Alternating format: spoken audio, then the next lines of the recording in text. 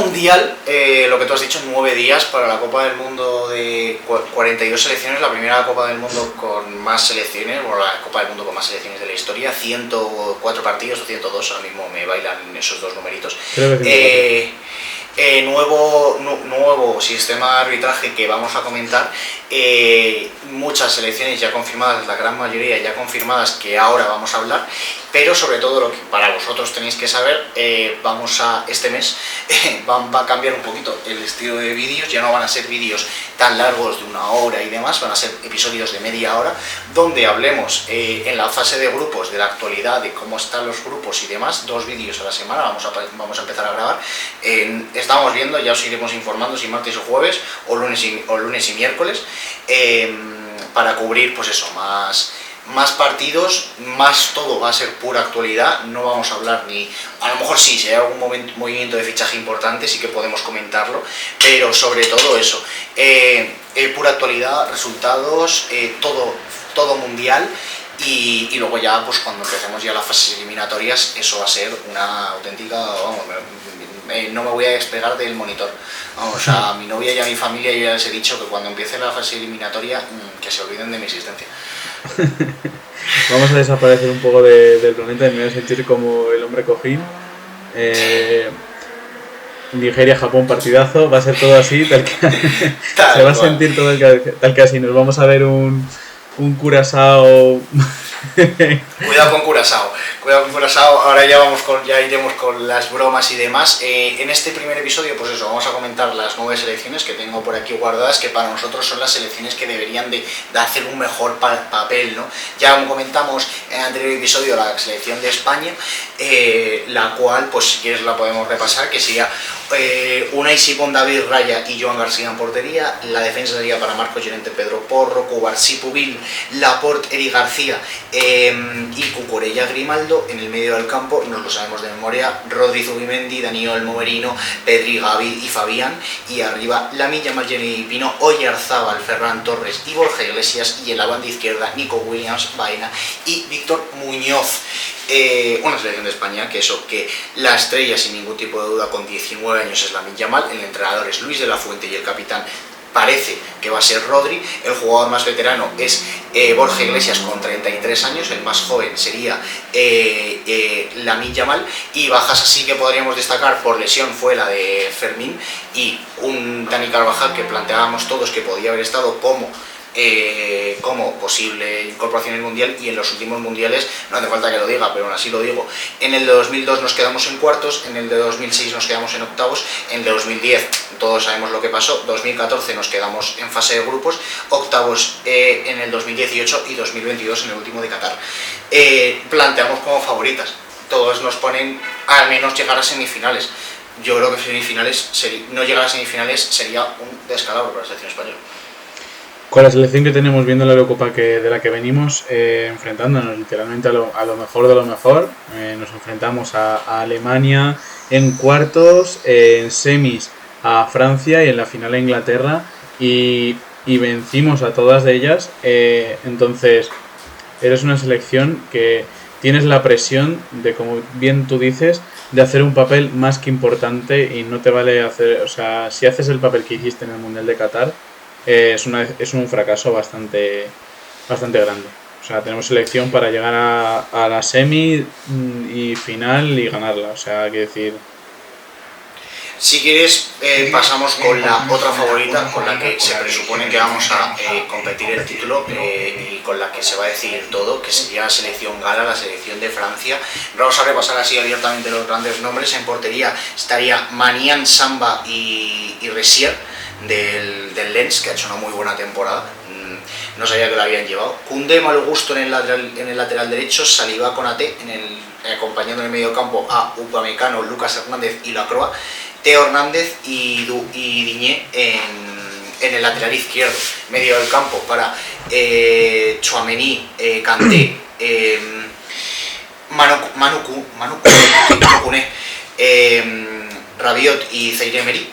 Y arriba, pues eso, que si Due, que si Olise, que si Cherki, Dembélé, Barcola, Mbappé, Thuram, Nketiah, o sea, una selección que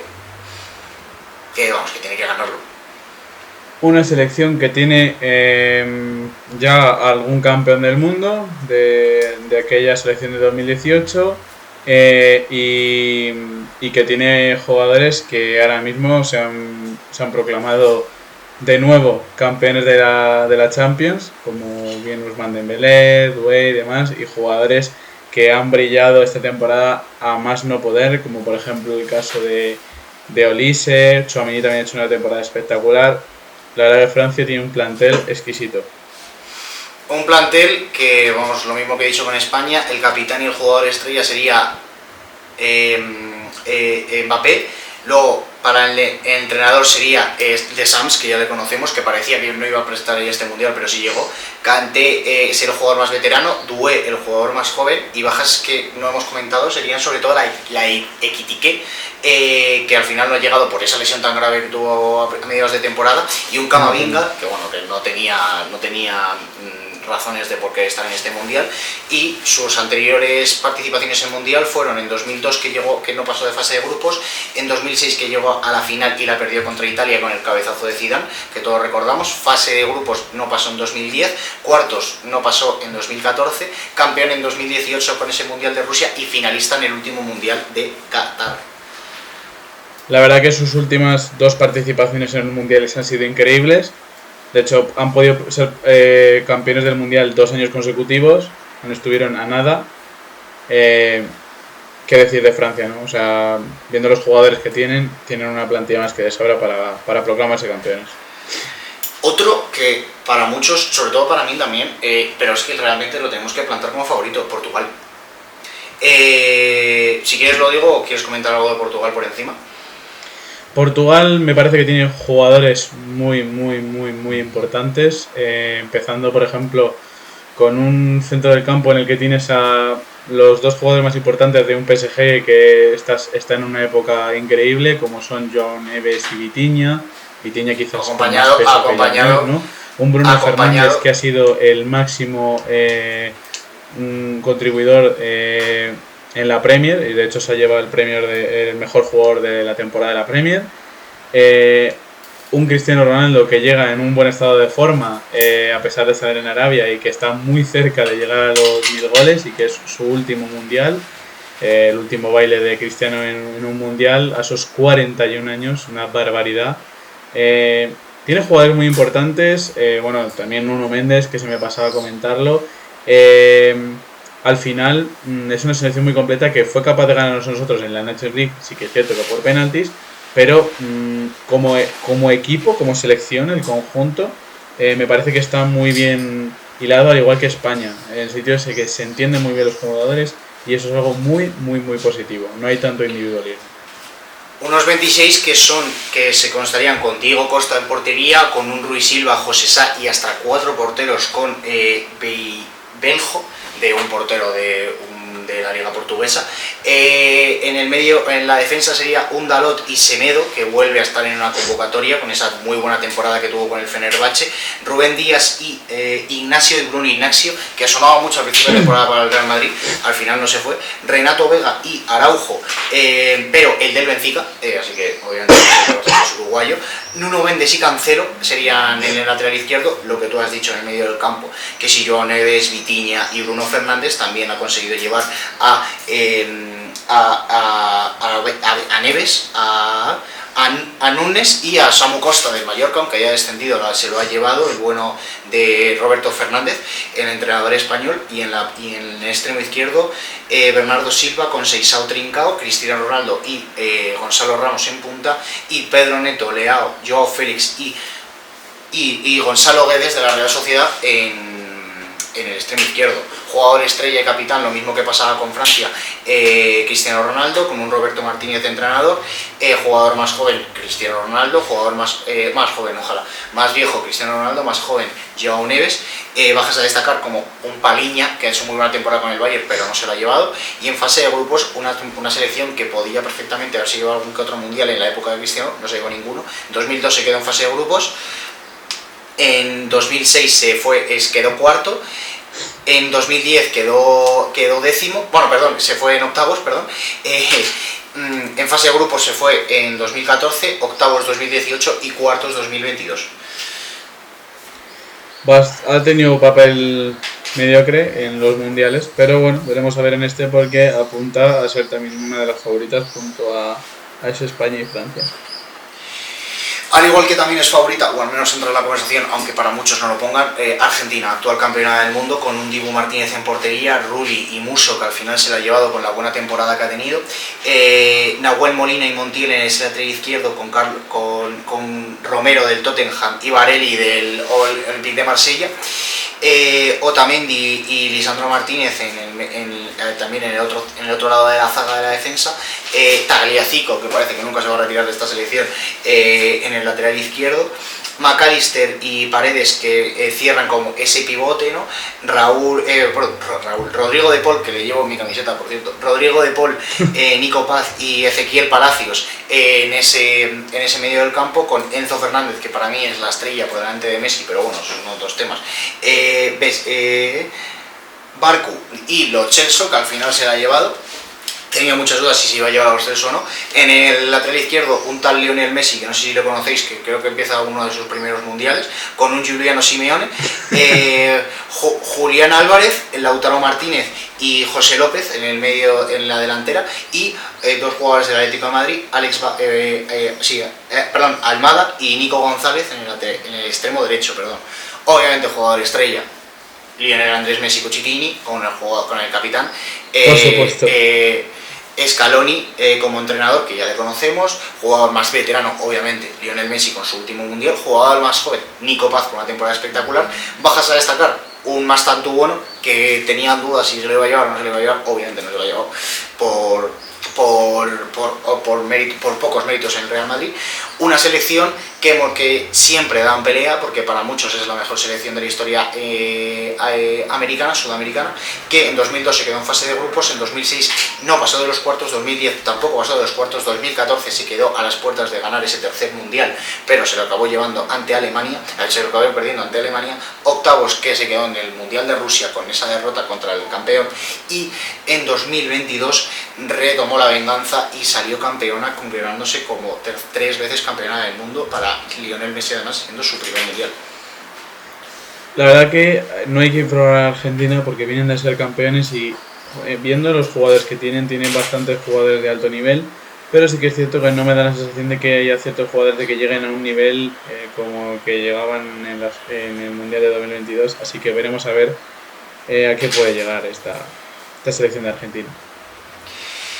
Si quieres pasamos además con la otra sudamericana, vamos a pasar con la pentacampeona del mundo Brasil, que lleva a la pareja de porteros Alisson Ederson Alisson, nos lo conocemos de memoria. Espera, que esta no me está cuadrando, no me cuadra, espera, me pilla una mala. Aquí, perdón. Alisson Ederson con Bento en portería, laterales para Wensley, Alexandro Danilo y Douglas Santos. Alexander Arnold no ha ido convocado con Inglaterra, pero sí ha ido convocado con Brasil. En la defensa, Marquinhos, Gabriel Magallanes, aunque lanzó el penalti a la estratosfera y más allá, Leao Pereira, Bremer y Ibáñez. En el medio del campo, Casemiro, Fabinho, Andrés Santos, Danilo y Gabriel Sarra, y obviamente en punta Vinicius Junior, Rafinha, que no sabemos si llega, pero bueno, Mateos Cunha, Luis Enrique, el del Betis, Endrick, Igor Thiago y Neymar Junior, que al final, bueno, se ha lesionado en último momento, pero igual llega. Sí, un Neymar que sigue entrando en esos planes del Mundial a pesar de esta última lesión en un entrenamiento. No se pierde los amistosos y es duda para los primeros partidos del Mundial. Pero bueno, a mí una pena la baja, por ejemplo, de Joao Pedro, un futbolista que para mí iba a ser bastante importante, que lo ha sido en este Chelsea y que es un delantero que tiene mucho futuro, y es una pena porque él sabía que si iba convocado él, su ídolo Neymar no iba convocado, y si iba convocado su ídolo Neymar, él no iría convocado. Entonces, pues, quiero decir, una oportunidad. Es una pena, o iba uno u otro, pero obviamente por méritos propios se lo merecía más Joao Pedro, pero teniendo en cuenta lo que ha sido Neymar, pues sabiendo que puede ser seguramente ese es su último mundial, pues te llevas a Neymar. Una oportunidad perdida para Pedro, para subir su valor económico a niveles escandalosos, para incluso poder ser candidato para el delantero del FC Barcelona, pero no ha podido ser. Y vamos a acabar con la selección más loca, con la selección más imprevisible del mundo, donde hay un alemán entrenando que se ha vuelto loco, ha decidido quitar a sus mejores jugadores y mandarlos a ver el mundial desde casa, ¿no? Como es la selección de Inglaterra, la selección más pecho fría. Curiosa convocatoria. Curiosa, queda poco, compañero. Arrancamos con los 3 porteros de toda la vida: Pickford, Henderson y Trafford. Yo creo que estos 3 porteros me voy a morir y van a seguir siendo porteros de la selección inglesa. Es una Pickford va a seguir en la selección con 59 años, ahí defendiendo los palos. Reece James, Libramento en el lateral derecho, perdón, que soy disléxico, de repente me ha entrado la dislexia. Gonzalo Stones con Kwasa del Bayer Leverkusen, Gay del Manchester City y Borg del Newcastle, y cerrando en el lateral izquierdo un joven debutante, O'Reilly y Spencer. En el medio del campo, ya esto es el acabose, que en teoría los titulares, lo voy a decir así: Reis, Emerson y Bellingham van a ser los titulares. Ha dejado fuera a Phil Foden, a Cole Palmer, entre muchos otros jugadores. También ha llevado a Eze, a Mainoo, a Henderson, un montón de jugadores, pero eso es lo más importante. Ha dejado fuera a jugadores como Phil Foden fuera, que voy a repetir, Saka y Madueke en la banda izquierda, con Rashford y Gordon en la banda derecha, y al menos no ha dejado fuera a Kane, porque si ya deja fuera a Kane, ya que no sé qué va a hacer.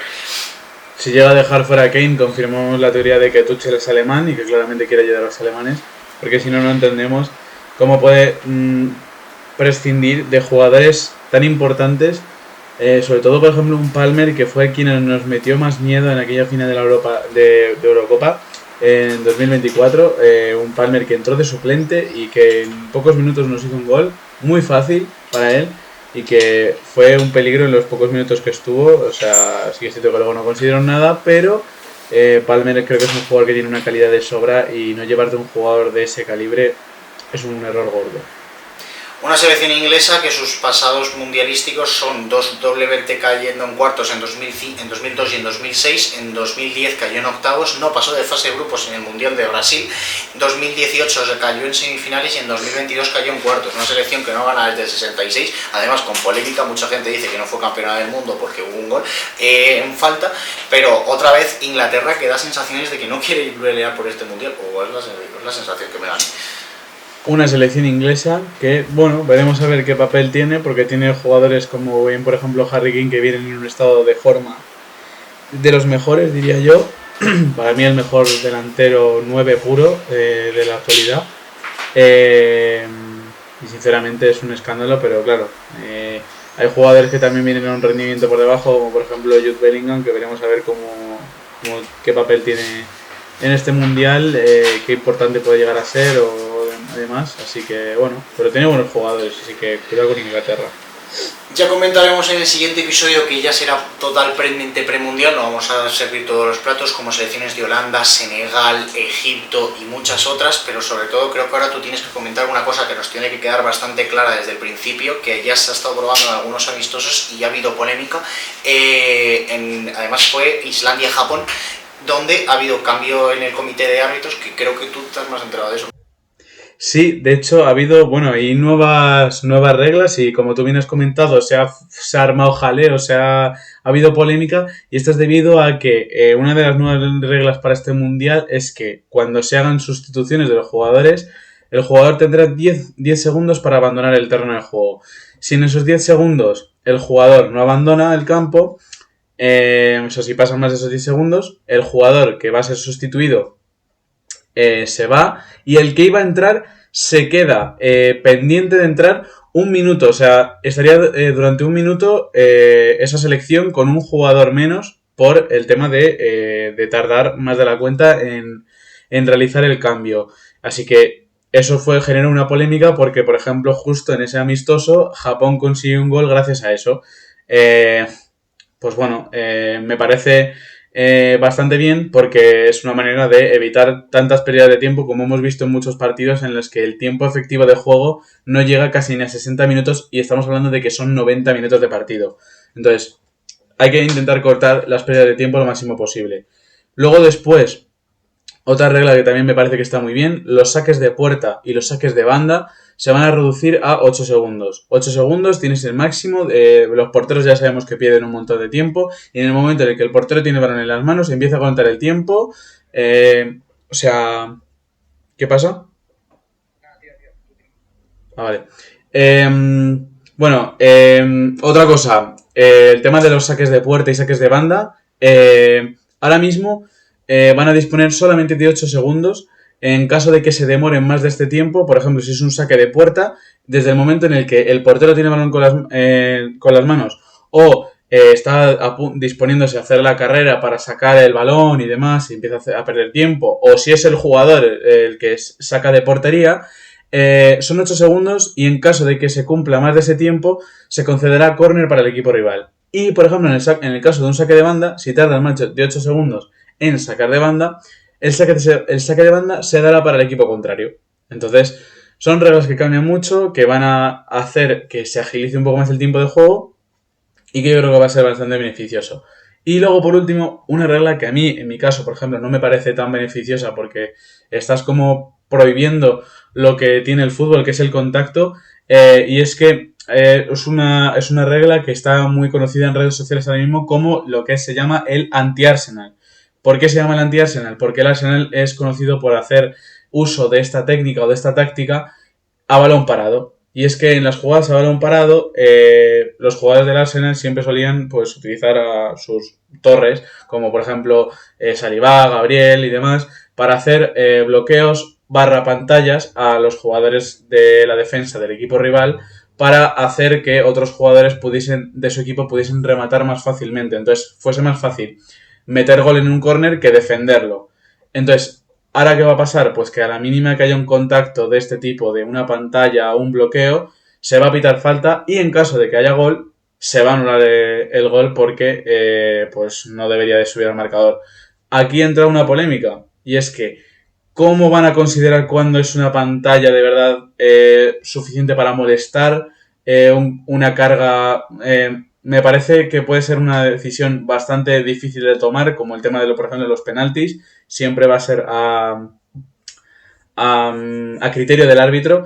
Entonces, unas veces se pitarán unas cosas, otras veces no. Entonces, a mí esta me deja bastante dubitativo porque no creo que sea una regla que deje las cosas bastante claras, pero veremos a ver cómo se lleva a cabo en este mundial y si realmente funciona y se lleva a cabo en un futuro para todas las competiciones.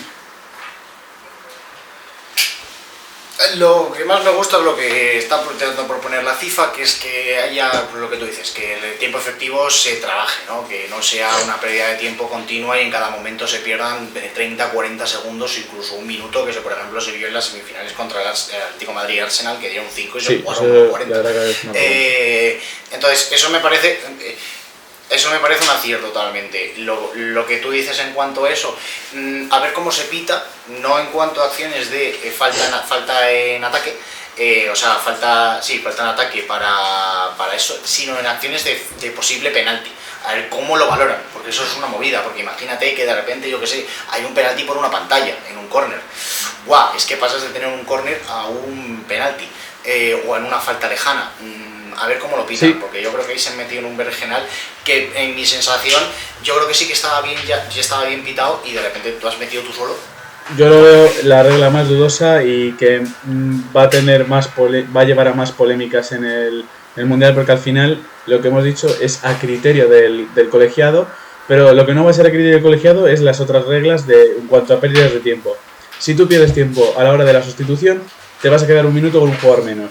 Y en los saques de puerta y en los saques de banda, en función de si pierdes más tiempo, pues tendrás o córner para el equipo rival o saque de banda para el equipo contrario. Eso me parece perfecto y eso no va a haber ninguna duda, pero lo otro es a criterio del árbitro y muchas veces va a ir a favor de uno que no queremos y otras veces pues favorecerá a alguien que no debe. O sea, en fin.